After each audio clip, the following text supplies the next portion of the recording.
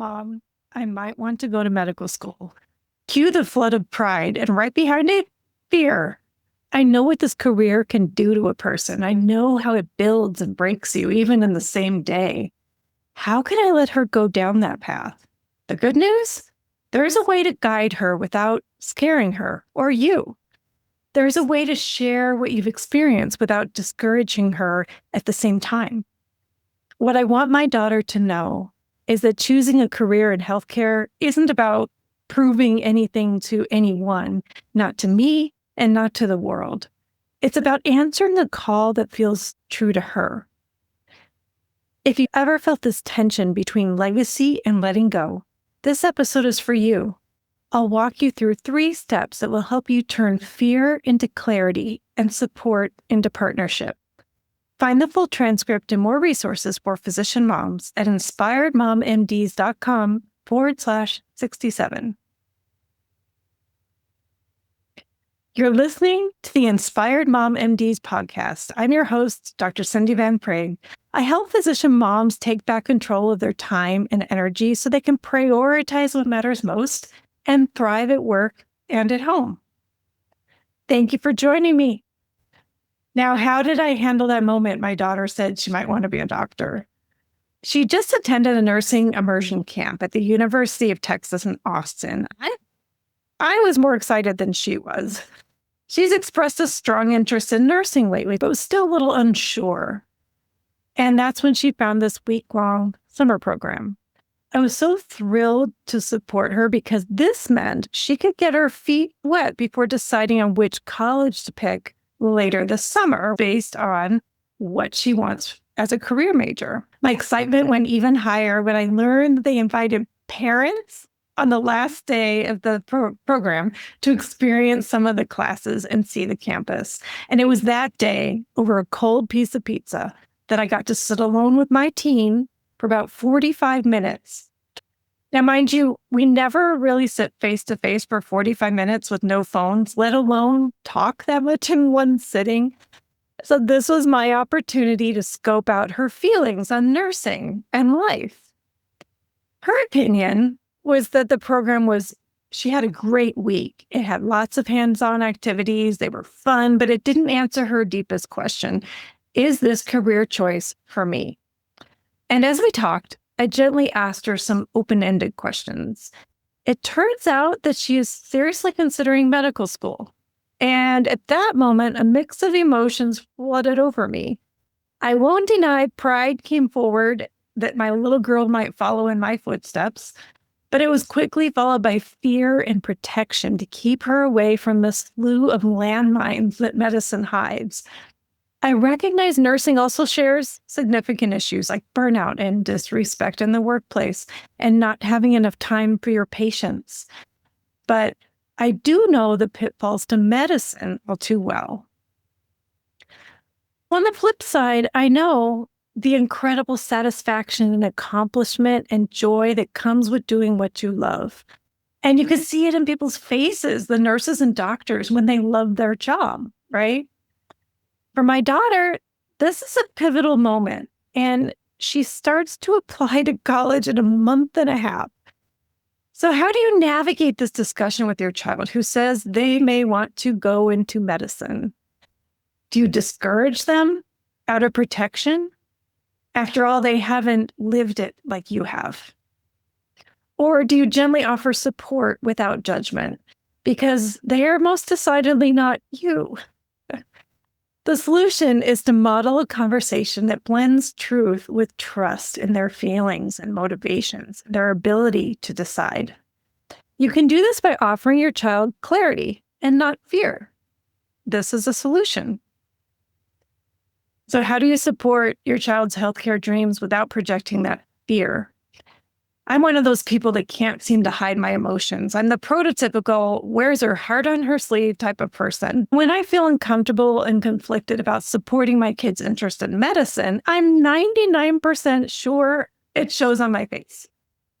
She may see my guilt for not wanting her to follow in my footsteps, my pride in continuing my legacy, or my fear in knowing that she'll endure extreme moments of physical, emotional, and spiritual exhaustion.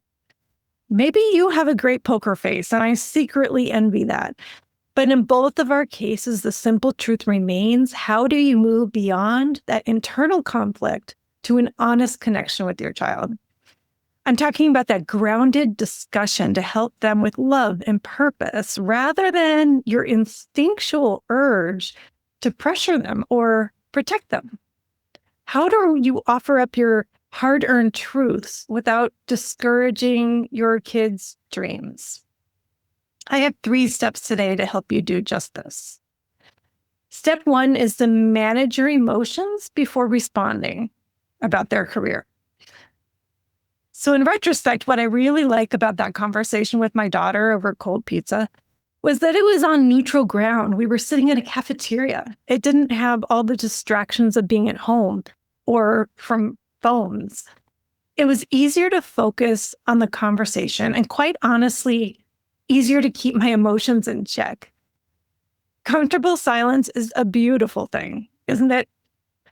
I was able to pause when she dropped the bomb that she may still choose medical school. I could take a bite of my pizza to disguise my moment of processing my thoughts. And then with the swallow and the blessings of time, I responded with a constructive answer.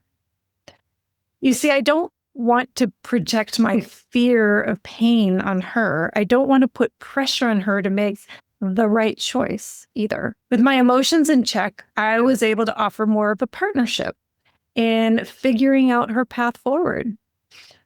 This is my first tip. Take a moment to consciously check in with your emotions before responding to your child.